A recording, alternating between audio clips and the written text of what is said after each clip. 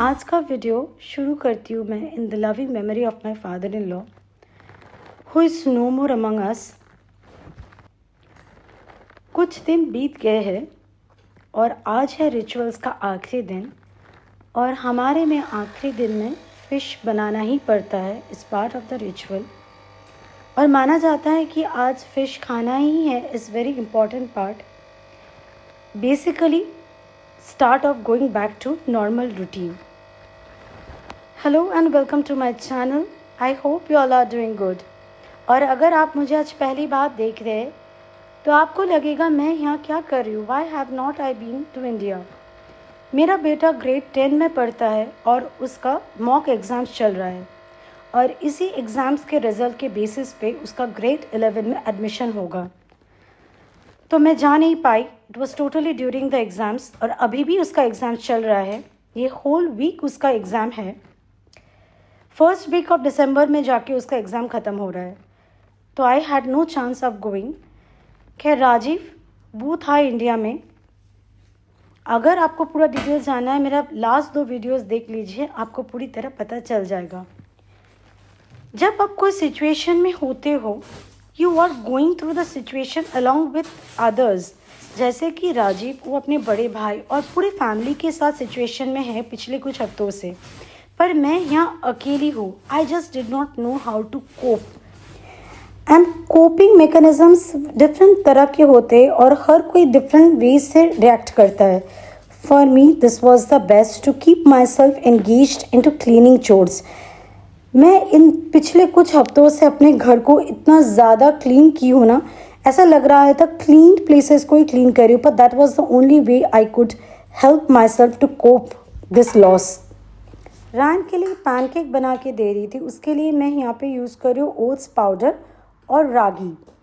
Ryan is allergic to egg, तो इसीलिए मैं एग ऐड नहीं कर रही हूँ, और सिंपल बस दूध के साथ मिक्स करके पैनकेक बैटर बना लूँगी। और रागी का कलर बहुत डार्क सा होता है, लुक अच्छा नहीं होता है, तो मैं थोड़ा सा कोको पाउडर अनस्वीटेंड वो ऐड कर देती हूँ। इससे थोड़ा फ्लेवर बैलेंस हो जाता है, और रैन को पता भी नहीं चलता है कि मैंने मैदे की जगह ओट्स और रागी यूज़ किया है।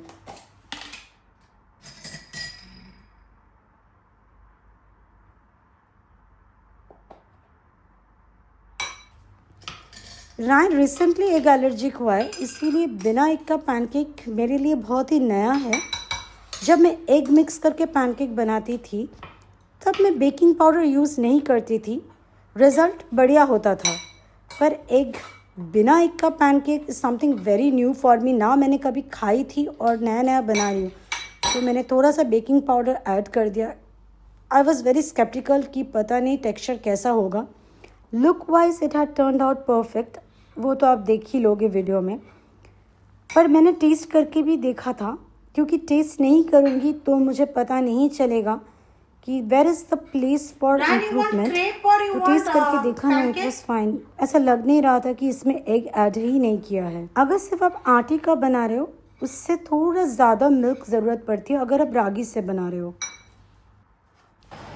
जब मैं एग डाल के पैनकेक बनाती थी, मैंने ड्राई फ्राइंग पैन पे ही मैं बना के देखती थी, आराम से फ्लिप हो जाता था और कुछ पता नहीं चलता था। एक तो एग है नहीं इसमें, टॉप ऑफ दैट रागी बहुत ज़्यादा ड्राई हो जाएगा, इसी के लिए मैं थोड़ा सा बटर में रायन को पैनकेक बना के दे रही हूँ।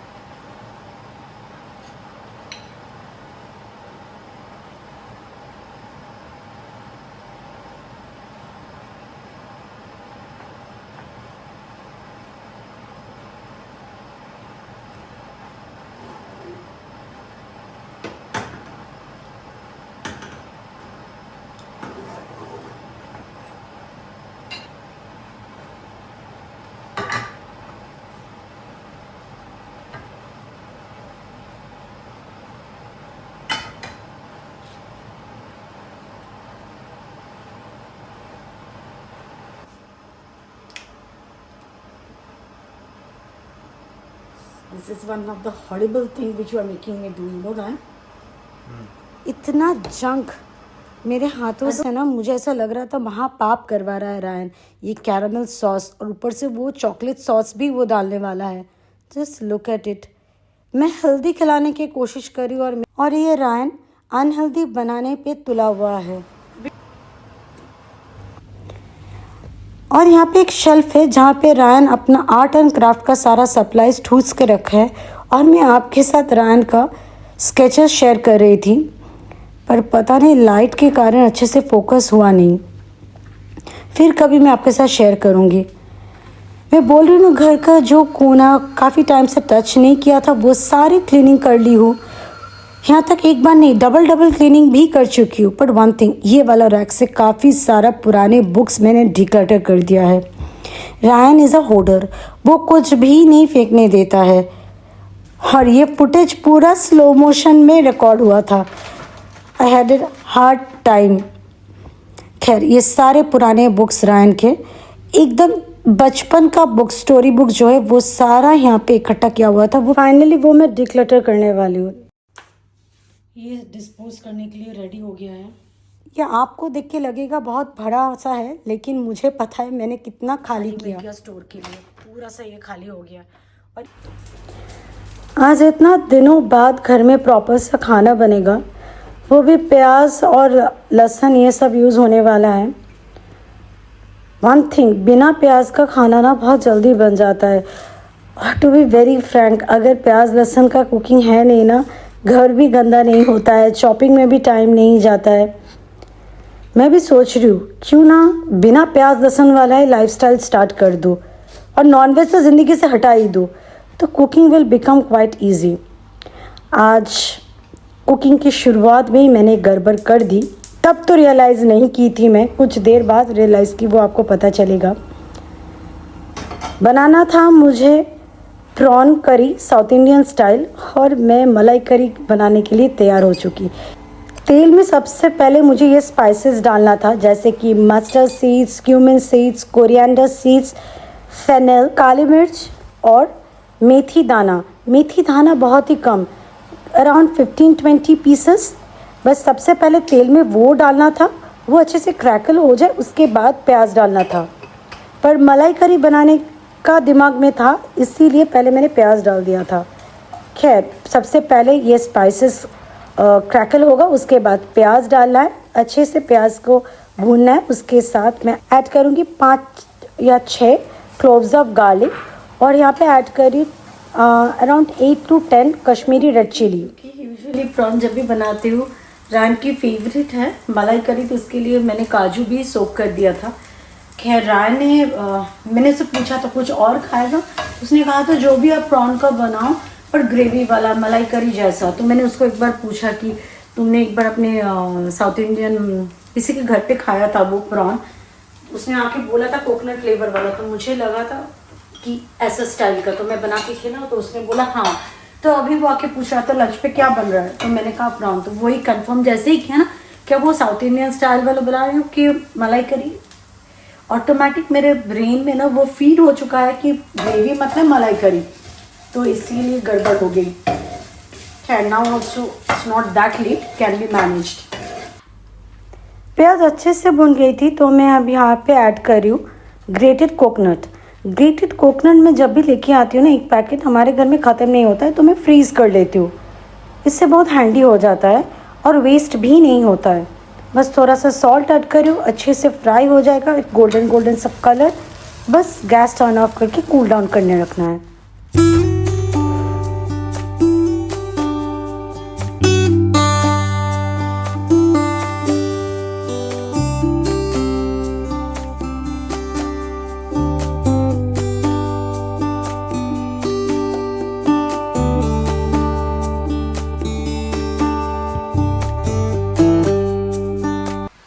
फ्रंट लोड वॉशिंग मशीन मैंने डोर खोल के रखती हूँ, और यहाँ पे भी सोप डिस्पेंसर भी खोल के रखती हूँ, ताकि ना ड्राई हो जाए। नहीं तो इस रबर के अंदर ना मोल्डी हो जाता है एंड स्टार्ट स्मेलिंग। तो प्रॉपरली ड्राई होने के लिए कुछ देर मैं ऐसा खोल के रख देती हूँ। और मैं खोल के मतलब परमानेंटली खोल के रखती हूँ, इतना सा गैप तो मैं छोड़ ही देती हूँ।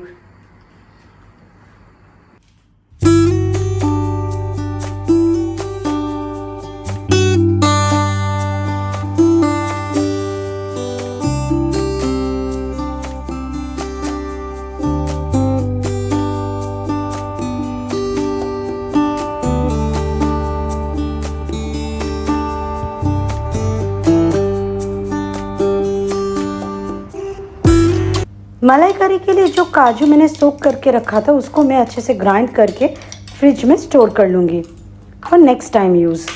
1-2 दिन में कुछ बना लूँगी तो इसमें काजू यूज़ हो जाएगा। बस ये कूल डाउन हो गया तो मैं 2 बैचेस में अच्छे से पीस्ट कर लूँगी। और पीस्ट करने के टाइम मैंने टोमेटो ऐड कर दिया ताकि इजीली ना वो स्मूथ सा एक ब्लेंड हो जाए। थोड़ा सा ऑयल ले रही हूँ और उसमें प्रॉन्स जिसको मैं हल्दी, नमक और थोड़ा सा रेड चिली पाउडर से मैरिनेट करके रखी थी। हल्का सा बस 1-2 मिनट ही मुझे तेल में टॉस करना है क्योंकि प्रॉन ओवर कुक करने से रबरी च्यूई सा हो जाता है। बस हल्का सा टॉस करने के बाद जो मसाला मैंने पीस्ट करके रखा था वो ऐड करूँगी और यहाँ पे ढेर सारा करी लीव्स ऐड कर दिया है। मेरी ड्राइड करी लीव्स है तो मैंने अभी ऐड किया। फ्रेश है तो आप डायरेक्ट तेल में ऐड कर दीजिए। बस अब ढेर सारा पानी डालूँ क्योंकि आपने देखा होगा जब मैंने वो ग्राइंडेड मसाला ऐड किया तो वो काफ़ी थिक सा है। तो पानी डाल के कुछ देर के लिए, ज़्यादा नहीं 4 मिनट, उसमें प्रॉन अच्छे से कुक भी हो जाएगा। और लास्ट में मैं ऐड कर रही हूँ टैमरिंड पल्प।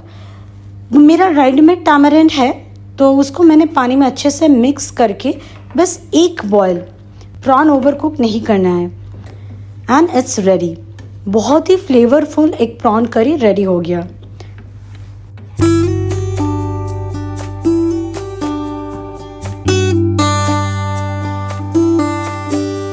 और मैं लंच रायन को खिला के जिम आ गई थी। I had to come back. और जिम मैंने बीच में एक दिन आई भी थी बट बस एक ही दिन आई थी एंड आई कुडंट रिकॉर्ड। आज बहुत हिम्मत करके I thought I need to get back to proper schedule. सिर्फ जिम नहीं, मुझे रिकॉर्डिंग भी करना है। Is part of my life, is part of my job. I know YouTube is not a proper job but जो भी काम मैं करती हूँ ना बहुत सिंसियरली करती हूँ, दिल से करती हूँ, उसमें कोई चीटिंग नहीं करती हूँ। तो इस काम पे कैसे कर सकती हूँ? और अगर हर काम पे I am back to routine then why not back to proper YouTube vlogging. Back from gym, और यूजुअली मैं जिम से आने के बाद first thing I take is my protein drink. पर आज फिश खाना ही था, it's part of the rule and it seems is quite important. पर अगर आप मेरे रेगुलर व्यूअर्स हो तो आपको पता होगा रायन और मैं दोनों ही फ़िश नहीं खाते। फ़िश के नाम पे हम दोनों सिर्फ श्रिम्स खाते हैं, तो इसीलिए श्रिम्स बनाई थी। I had that order again back to my meal prep. 10 दिन बाद रायन को आज चिकन खाने मिलेगा तो मैं मैरिनेट कर रही थी, but this was part of my meal prep.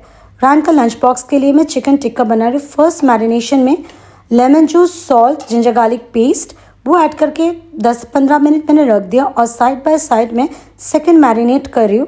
दही मेरे पास ग्रीक योगर्ट या हंग कर्ड नहीं था, जो नॉर्मल दही था उसी में मैं थोड़ा सा मस्टर्ड ऑयल और चिकन टिक्का मसाला ऐड करके एक सेकंड मैरिनेशन रेडी कर रही हूँ। और इस मैरिनेशन में चिकन को मैरिनेट करके मैंने फ्रिज में 1-2 घंटे के लिए रख दिया था। तब तक मैंने घर का बाकी और काम कर लिया।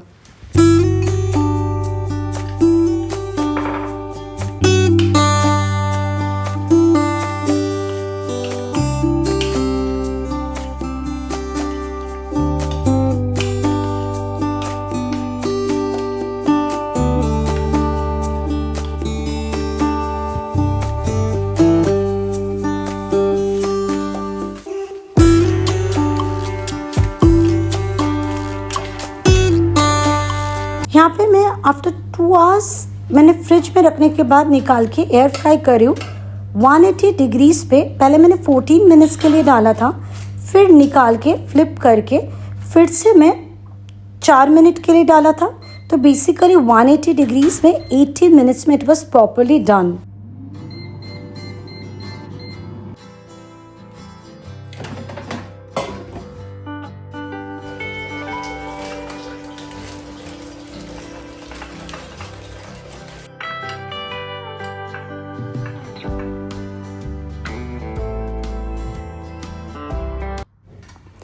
और मैंने एक दिन पहले मोट को सोक करके स्प्राउट मेकर में रख दिया था और ये अच्छे से स्प्राउट हो गया है। पर चॉपर में जो टेक्सचर आता है वो रायन को बिल्कुल पसंद नहीं है।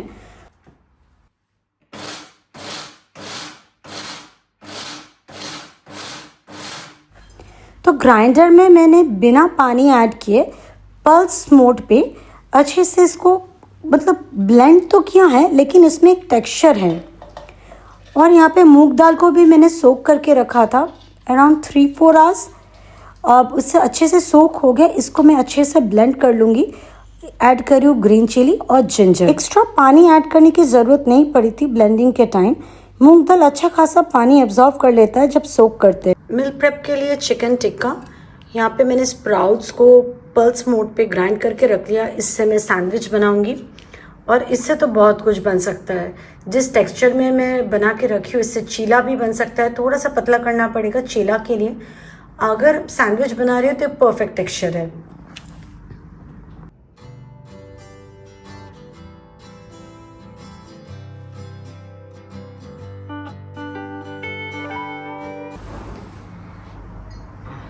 शाम के चाय के साथ आज का वीडियो यहीं पे एंड करती हूँ और मिलती हूँ आपसे एक नए व्लॉग में। Till then take care, bye bye.